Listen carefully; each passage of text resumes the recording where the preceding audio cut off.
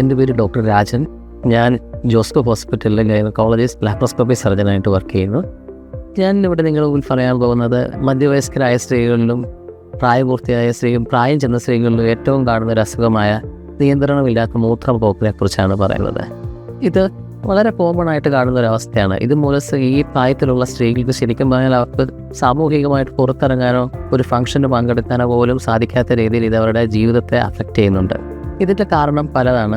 ഒന്നെന്ന് പറഞ്ഞാൽ നമ്മുടെ മൂത്രസഞ്ചിയിലുള്ള ഒരു മസിലുകളിന് പെട്ടെന്നുള്ള സങ്കോചം, അതായത് മൂത്രം കുറച്ച് ചെന്നാൽ പോലും പെട്ടെന്ന് സങ്കോചിക്കുക, ഡെട്രൂസർ ഹൈപ്പർ ആക്ടിവിറ്റി എന്ന് പറയും. മറ്റൊരു കാരണം എന്ന് പറഞ്ഞാൽ നമ്മുടെ മൂത്രനാളി താഴോട്ടുള്ള ഇടിച്ചിൽ അല്ലെങ്കിൽ മൂത്രസഞ്ചിയുടെ ഇടിച്ചിൽ.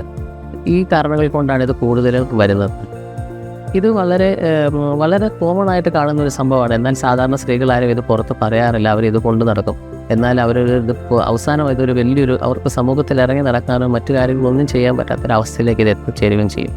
ഇതിന് നമ്മുടെ ആശുപത്രിയിൽ ഇതിന് പറ്റിയിട്ടുള്ള മരുന്നുകൾ, പിന്നെ അതിന് പറ്റിയിട്ടുള്ള ഫിസിയോതെറാപ്പി, പിന്നെ അതുകൂടാതുള്ള ബ്ലാഡർ ട്രെയിനിങ് രീതികൾ, ഇതൊക്കെ നമുക്ക് ഈ ആശുപത്രിയിലെ യൂറോ ഗൈനക്കോളജി വിഭാഗത്തിൽ ലഭ്യമാണ്. ഇത് കൂടാതെ തന്നെ ഇതിന് പറ്റുന്ന സർജറികൾ, സ്ലിംഗ് സർജറികളുണ്ട്. നമുക്ക് ട്രാൻസ് ഒബ്റ്റുറേറ്റർ ടേപ്പ് സർജറി ഉണ്ട്, നമുക്ക് റെട്രോപെബിക് സർജറി ഉണ്ട്, പിന്നെ ഹിസ്റ്റക്ടമി ചെയ്ത പേഷ്യൻ്റ്, അതായത് ഗർഭാശയം നീക്കം ചെയ്ത സ്ത്രീകൾക്കുള്ള മൂത്രസഞ്ചിയിലുള്ള ഇടിച്ചിൽ വന്നിട്ടുള്ള ഇതുപോലുള്ള പ്രശ്നങ്ങൾക്ക് സേക്രോസ്പൈനസ് കോൾപോപെക്സി പോലുള്ള സർജറികൾ നമ്മുടെ ആശുപത്രിയിൽ ലഭ്യമാണ്.